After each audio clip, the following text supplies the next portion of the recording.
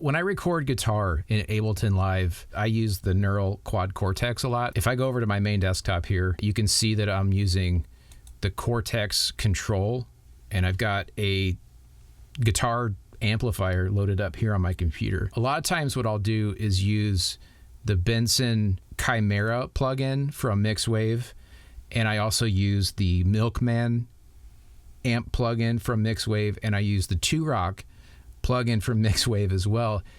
And that's primarily how I record guitars.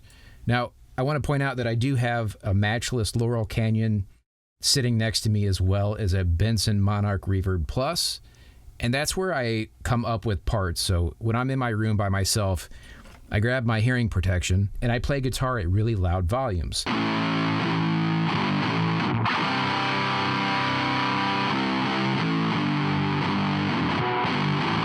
But in the context of recording guitars, I like these plugins because I can get a very similar sound to what it actually sounds like when I play through these types of amps. And if you look at the cab setup here, you can see that I can adjust the microphone settings, like the placement of the microphones. I can pan them, I can switch out the type of microphone that I'm using. So this gives me instant access to a wealth of options I wouldn't have unless I was actually in a real studio, like a professional studio with engineers and space for me to actually play this at volume. So here in my bedroom, my options would be to actually just mic the amp cab. This room isn't exactly tuned for recording loud live amps, so this comes in handy. Also, I could record into the Universal Audio aux box as well, but I do find that between the Quad Cortex and then using the Mixwave plugins, I'm able to get a tone that I'm able to play to. And that's the important thing for me, is that I find a sound that I can play to that inspires me to want to play different parts with the guitar. So if we go back over to our mix here, you can see that I've got a ton of guitar parts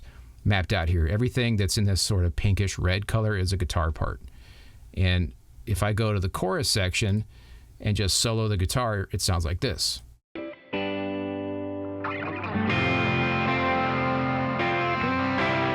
So there's a couple of things happening. The timing isn't even great, and I like the way that it works out. So if I bring in everything all at once, it sounds like this.